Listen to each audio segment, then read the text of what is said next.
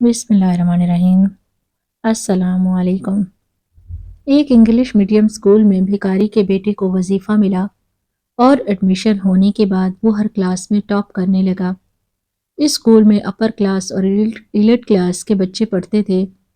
ان سے یہ بات برداشت نہیں ہوتی کہ ایک جھونپڑی میں رہنے والا بھکاری کا بچہ ہمارے بچوں پر سبقت لے جائے۔ ان سب نے میٹنگ کی اور پھر پرنسپل صاحب سے اس بات کا مطالبہ کیا کہ آپ بھکاری کے بیٹے کو اپنے اسکول سے ایکسپیل کر دے، چونکہ وہ اس قابل نہیں کہ ہمارے بچوں کے ساتھ پڑھ سکے۔ پرنسپل صاحب نے معذرت کی کہ میں ایسا کسی صورت نہیں کر سکا تھا۔ وہ بچہ اپنی قابلیت پر اس اسکول میں داخل ہوا ہے۔ ان سب نے دوبارہ میٹنگ کی اور پھر میٹرک کی کلاس کے انچارج کو 20 لاکھ کی رشوت دے کر کہا کہ اس طرح اس بھکاری کی اولاد کو اس اسکول سے نکال دو۔ وہ 10 لاکھ انہوں نے ایڈوانس میں دیا اور 10 لاکھ کام ہونے کے بعد دینے کا کہا۔ انچارج صاحب پہلے ہی اس لڑکے سے نفرت کرتا تھا، لہٰذا اس نے وعدہ کیا کہ آپ لوگوں کو فکر مند ہونے کی ضرورت نہیں، میں اس لڑکے کو اس اسکول سے نکال باہر کروں گا۔ کسی نہ کسی طریقے سے استاد صاحب نے اس بھکاری کے بیٹے کے بیگ میں منشیات رکھوائی اور اس طرح اس کا نام اسکول سے خارج کروا دیا۔ جب میٹرک کے ایگزام قریب ہوئے تب اسے اپنی غلطی کا احساس ہوا اور وہ لڑکے سے ملنے اس کی جھونپڑی میں گیا تو بھکاری نے کہا کہ میرا بیٹا فلاں ٹریفک سگنل پر بھی مانگتا ہے۔ ٹیچر صاحب جلدی سے ٹریفک سگنل پر گئے تو اس کے پیروں تلے سے زمین نکل گئی جب اس نے دیکھا کہ وہاں تو ٹریفک سگنل پر جب بھی میری گاڑی رکتی تھی تو مختلف مانگنے والے گاڑیوں کے ارد گرد جمع ہو جاتے۔ کسی نے ہاتھ میں پھول لیے ہوئے ہوتے تھے تو کوئی گاڑی کے شیشے صاف کرنے لگتا۔ میری گاڑی کے شیشے پر گرد تھی تو میں نے دیکھا کہ ایک 7 سالہ بچہ شیشے پر کچھ لکھ رہا ہے۔ میں اس کی ہینڈ رائٹنگ دیکھ کر حیران ہو گیا، حالانکہ اس کے بدن پر قمیض نہیں تھی اور پھٹی پرانی شلوار پہن رکھی تھی۔ میرے دل میں آیا کہ بچے کو اپنے پاس بلا لوں، اسے کچھ پیسے دوں تاکہ وہ اپنے لیے نئے کپڑے خرید سکے۔ میں اسے بلانے ہی لگا تھا کہ گرین سگنل آن ہوا اور گاڑیاں چلنے لگی۔ میرے دل میں آیا جب بھی یہاں سے گزروں گا تو اس بچے کو ضرور اپنے پاس بلا لوں گا۔ گھر جا کر میں نے اپنی بیوی سے کہا کہ آج ٹریفک سگنل پر میں نے ایک مانگنے والا بچہ دیکھا ہے، اس کی ہینڈ رائٹنگ ہمارے بچوں سے بھی بہتر ہے، حالانکہ میرے خیال میں وہ ایک جھونپڑی میں رہنے والا بچہ ہے۔ بیوی کو میری بات پر یقین نہ آیا اور وہ کہنے لگی، ایسا کیسے ممکن ہے؟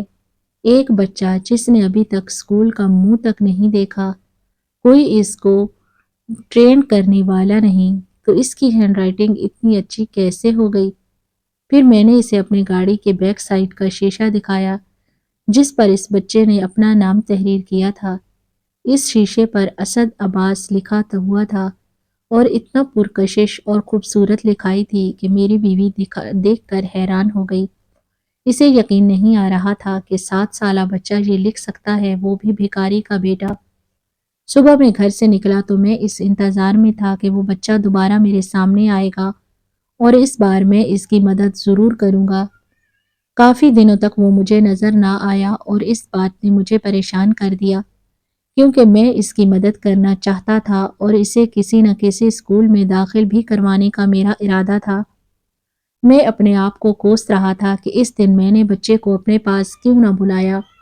اگر میں اس دن سستی نہ کرتا اور تھوڑی سی تیزی سے کام لیتا تو میں بچے کو جلدی سے اپنے پاس بلا سکتا تھا۔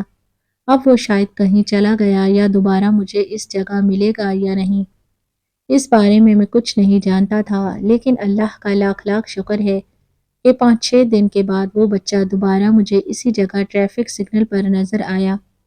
میں نے ہاتھ کے اشارے سے اسے اپنے پاس بلایا۔ وہ ڈرا ہوا اور سہما ہوا نظر آ رہا تھا۔ وہ یہی سمجھ رہا تھا کہ میں اسے ڈانٹوں گا۔ پھر میں نے بڑے پیار سے اسے اپنے پاس بلایا۔ بچہ میرے قریب آیا تو میں نے کہا، بیٹا تمہارا نام کیا ہے؟ اس نے بتایا، میرا نام اسد ہے صاحب، مجھے معاف کر دو، میں نے کچھ نہیں کیا۔ میں نے کہا، بیٹا میں نے کب کہا ہے کہ تم نے کچھ کیا؟ پھر میں نے اس سے پوچھا، تمہارا گھر کہاں ہے؟ تو وہ کہنے لگا، ریلوے اسٹیشن کی پچھلی سائڈ پر ہماری جھونپڑیاں ہیں۔ میں نے دیکھا ریلوے اسٹیشن کی پچھلی سائڈ پر کافی جھونپڑیاں تھیں۔ میں نے اس لڑکے کو کچھ پیسے دیے اور کہا اپنے لیے نئے کپڑے خرید لینا، اور پھر شام کے وقت میں اس جھگیوں والے علاقے میں گیا۔ اسد اس وقت ادھر ہی موجود تھا۔ وہ آج بہت خوش تھا کیونکہ اس نے نئے کپڑے پہنے تھے۔ میں نے اس سے پوچھا تمہارا باپ کہاں ہے؟ تو اس نے مجھے بتایا کہ ابا ایک جگہ بھیک مانگنے گئے ہیں اور میں جانتا ہوں کہ وہ کہاں ہے۔ میں نے اس سے کہا مجھے اپنے باپ کے پاس لے چلو۔ اسد کو میں نے اپنی بائک پر بٹھایا اور ہم اس جگہ روانہ ہوئے جہاں اس کا باپ موجود تھا۔ اسد کے باپ نے اپنے آپ کو معذور ظاہر کیا تھا اور بڑی ہی مہارت سے وہ سڑک کے کنارے اپنے جسم کو گھسیٹتے ہوئے جا رہا تھا۔ بچہ پہل چونکہ من کے سچے ہوتے ہیں اور جھوٹ نہیں بولتے، میں نے اس سے پوچھا کہ تمہارا باپ معذور ہے؟ تو میری بات سن کر وہ خاموش ہو گیا، پھر کہنے لگا نہیں، میرا باپ معذور نہیں، جب گھر میں موجود ہوتا ہے تو بالکل ٹھیک ہو جاتا ہے، مگر جب بھی بھیک مانگنے کے لیے جاتا ہے تو ابا معذور بن جاتا ہے۔ وہ بھیکاری اپنے آپ کو گھسیٹتا ہوا سڑک کے کنارے جا رہا تھا۔ جبکہ میں اس کے سامنے آیا، اس نے دیکھا کہ اس کا بیٹا میرے ساتھ کھڑا ہے۔ پہلے تو وہ خوفزدہ ہوا کہ شاید میں پولیس والا ہوں اور بھیس بدل کر اس کے سامنے آیا ہوں اور اس کو گرفتار کر لوں گا۔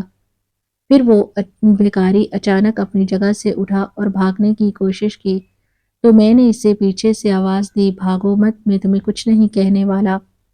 اس کے بعد وہ واپس آیا، اس کے چہرے پر خوف تھا اور اس نے ہاتھ جوڑ رکھے تھے۔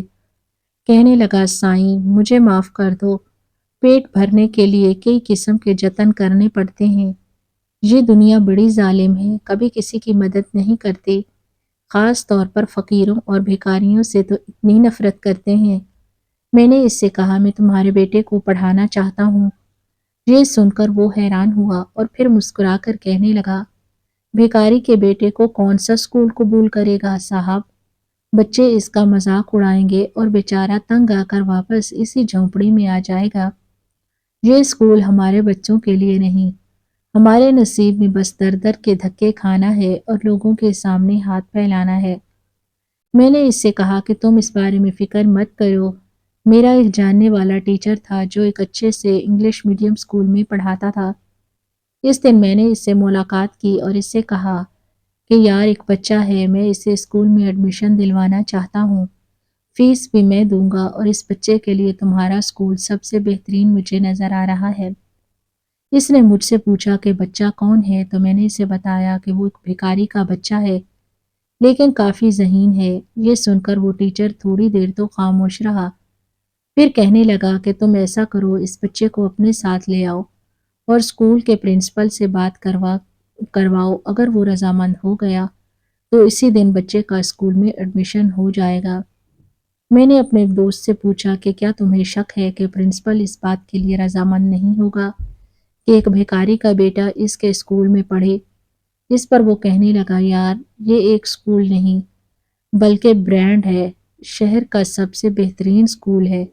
مجھے شک ہے کہ شاید پرنسپل کو اس بات پر اعتراض ہو، لیکن کوشش کرنے میں کیا برائی ہے۔ تم کل ہی بچے کو لے کر اسکول آ جانا، میں بھی اپنی طرف سے بچے کی سفارش کروں گا۔ دوسرے دن میں اسد کو اپنے ساتھ لے کر اسکول میں گیا۔ اسکول کو دیکھ کر اسد کی آنکھیں پھٹی کی پھٹی رہ گئیں کیونکہ اس نے زندگی میں پہلے کبھی اسکول نہیں دیکھا تھا۔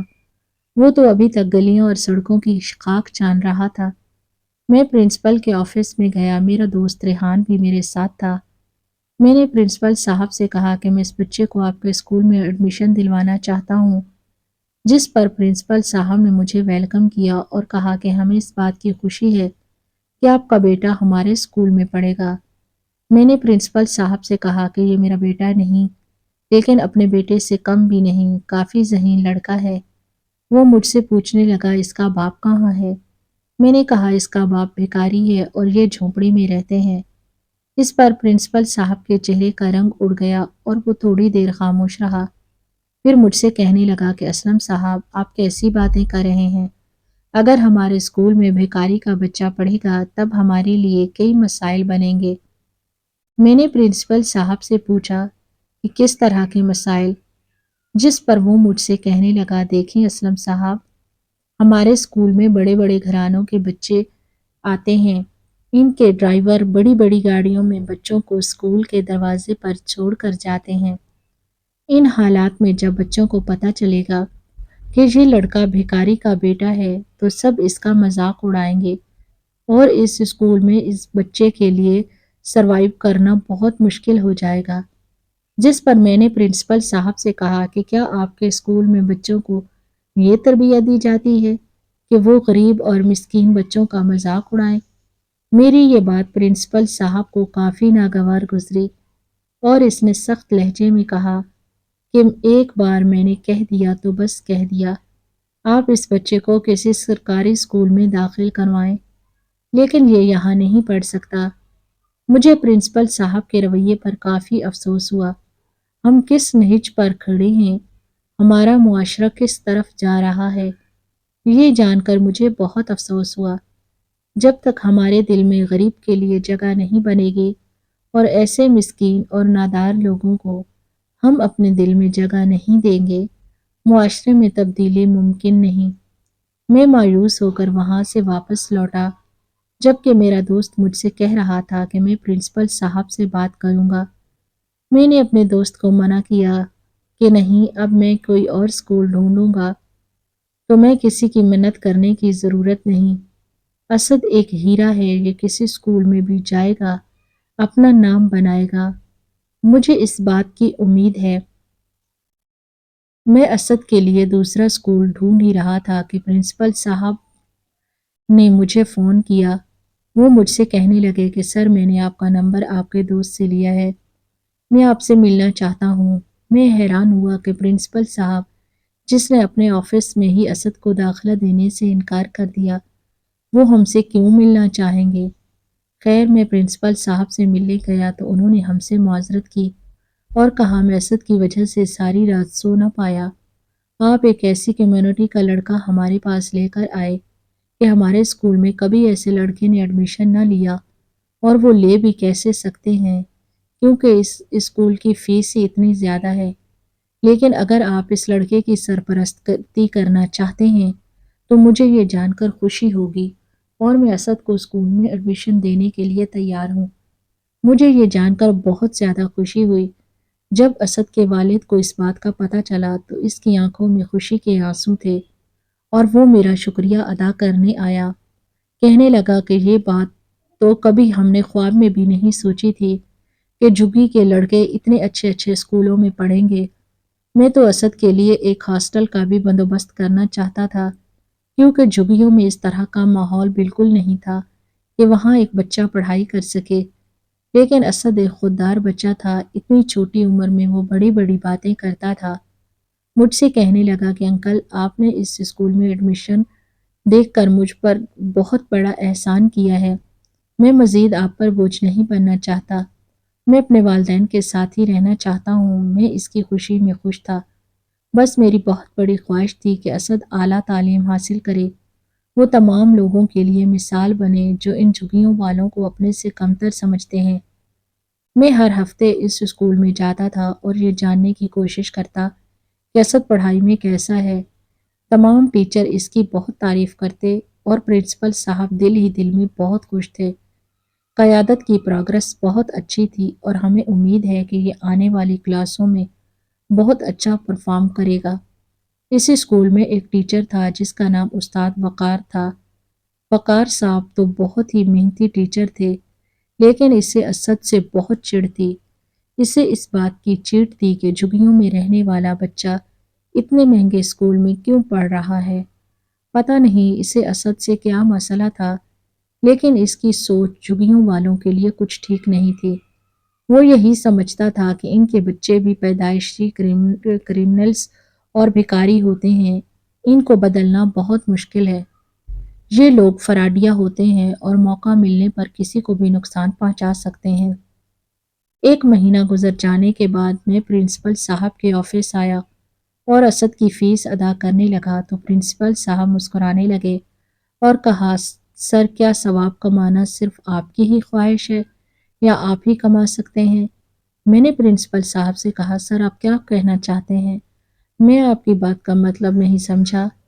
प्रिंसिपल साहब ने मुझे कहा, मैंने असद को इस स्कूल में एडमिशन अल्लाह ताला की रज़ा की खातिर दिया है। जब से ये बच्चा हमारे स्कूल में पढ़ रहा है, मुझे एक दिली सुकून महसूस हुआ है। ऐसा महसूस होता है ज़िंदगी में पहली बार मैंने एक ऐसा काम किया जिस पर मुझे फ़ख्र है और मुझे दिली खुशी महसूस होती है। मैं कभी भी असद की फ़ीस आपसे नहीं लूँगा, बल्कि ये मैट्रिक तक इसी स्कूल में पढ़ेगा और हो सका तो मैट्रिक के बाद भी मैं इसे सपोर्ट ज़रूर करूँगा। प्रिंसिपल साहब की ये बात सुनकर मुझे बहुत खुशी हुई।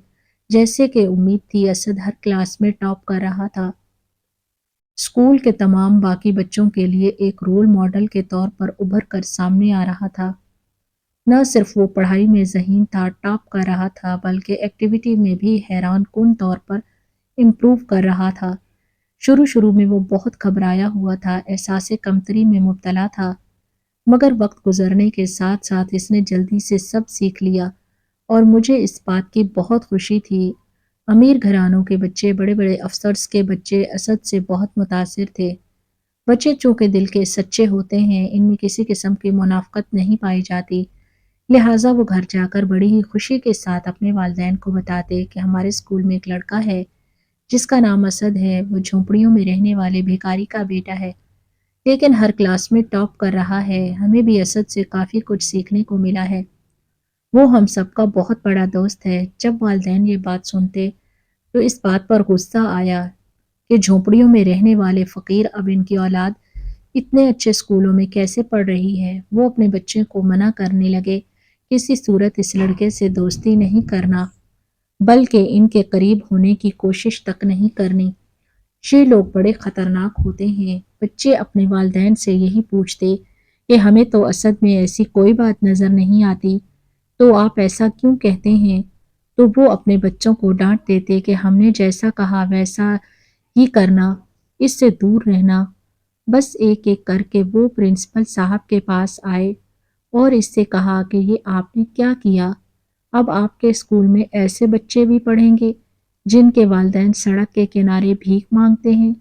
हमें आपसे इस किस्म की उम्मीद नहीं थी। उन्होंने प्रिंसिपल साहब से इस बात का मुतालबा किया कि अब इस बच्चे को स्कूल से निकाल लें, जिस पर प्रिंसिपल साहब ने इनकार कर दिया। उन्होंने प्रिंसिपल साहब को धमकी भी दी कि अगर आपने इस लड़के को अपने स्कूल से नहीं निकाला तो हम अपने बच्चों को आपके स्कूल से निकलवा देंगे। जिस पर प्रिंसिपल साहब ने इन अमराज से कहा, अगर आप मेरे स्कूल में तमाम बच्चे विथड्रॉ हो जाएं और अकेला असद इस स्कूल में पढ़े, तब भी मुझे किसी किस्म का मलाल नहीं। वो चाह कर भी अपने बच्चों को इस स्कूल से विथड्रॉ नहीं करवा सकते थे, क्योंकि पूरे इलाके में इस स्टैंडर्ड का कोई दूसरा स्कूल नहीं था। लिहाजा वो मजबूर थे और कोई दूसरा मंसूबा बनाने लगे कि किस तरह इस बच्चे को स्कूल से निकलवाया जाए। हर क्लास में टॉप करते हुए जब असद मैट्रिक में पहुंचा तो मैट्रिक इंचार्ज वकार था। वकार इस स्कूल में वाहिद टीचर था जो असद की शक्ल तक देखना पसंद नहीं करता था।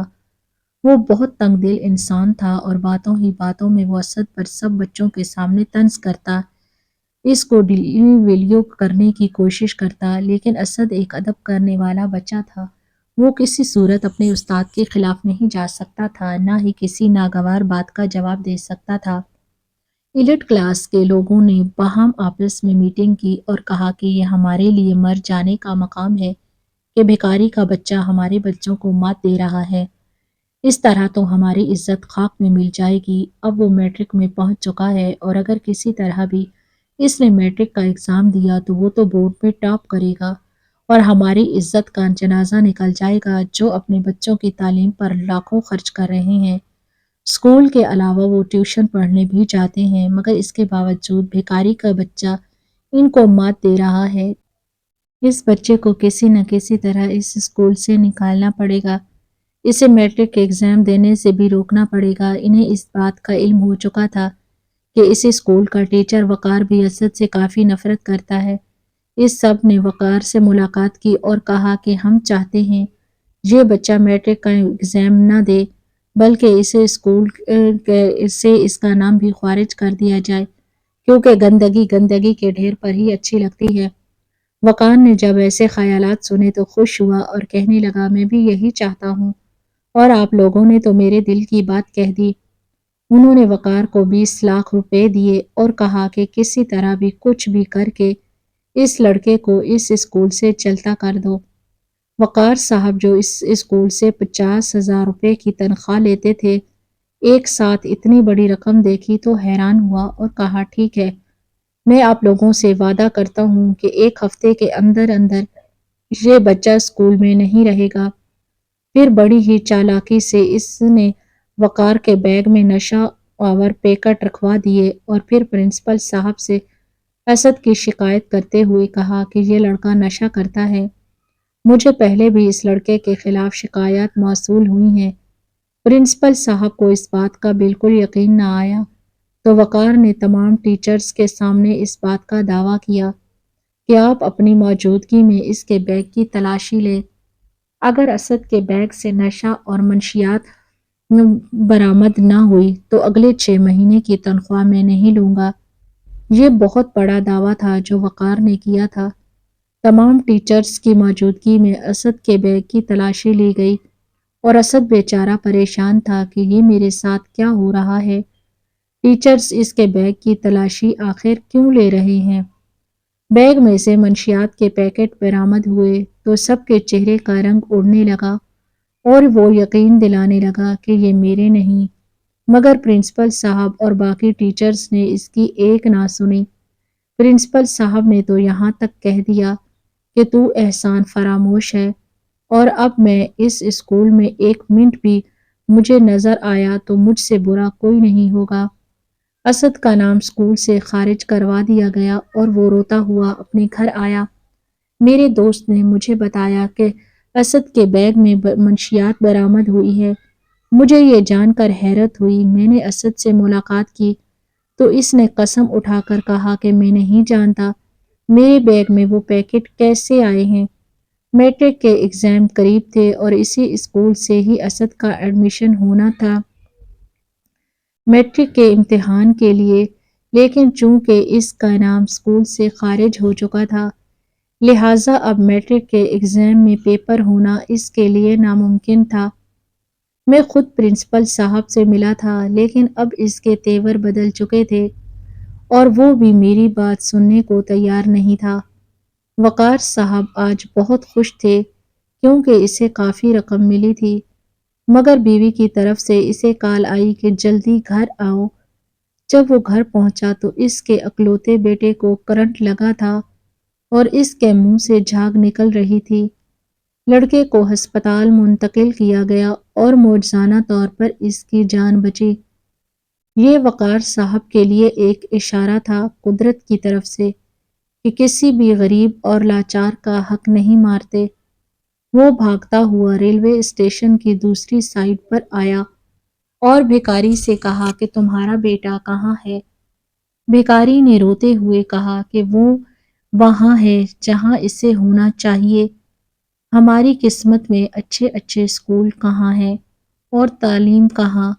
نسل در نسل بھیک مانگیں گے اور وہ فلاں ٹریفک سگنل پر بھیک مانگ رہا ہے۔ وقار صاحب کے تو ہاتھ اور پاؤں پھول گئے اسے یہ سن، اور وہ بھاگتا ہوا بتائے گئے ایڈریس پر پہنچا۔ اسد وہاں کاسا لے کر بیٹھا تھا۔ وقار نے اس بچے کو وہاں سے اٹھایا، اسے گلے سے لگایا اور سیدھا پرنسپل صاحب کے پاس لے آیا۔ ساری حقیقت پرنسپل صاحب کو بتائی اور 20 لاکھ ان لوگوں کو واپس کیے جنہوں نے اسد کے خلاف منصوبہ بنایا تھا۔ اسد کا اسکول میں دوبارہ ایڈمیشن ہوا اور وہی ہوا جس کی امید تھی۔ اسد نے میٹرک میں نہ صرف ضلع میں بلکہ بورڈ میں پہلی پوزیشن حاصل کی۔ ان تمام لوگوں کے لیے ایک مثال بن کر سامنے آیا جن کو ہمارے معاشرے میں ٹھکرایا جاتا ہے اور ان کو حقارت کی نظر سے دیکھا جاتا ہے۔ اللہ تعالیٰ نے ہر انسان کو قابلیت سے نوازا ہے، بس یہ اللہ تعالیٰ کی مصلحت ہے کہ کسی کو زیادہ رزق دے کر آزماتا ہے اور کسی کو کم رزق دے کر اس کی آزمائش کرتا ہے۔ دونوں صورتوں میں اللہ تعالیٰ کا شکر ادا کرنا چاہیے۔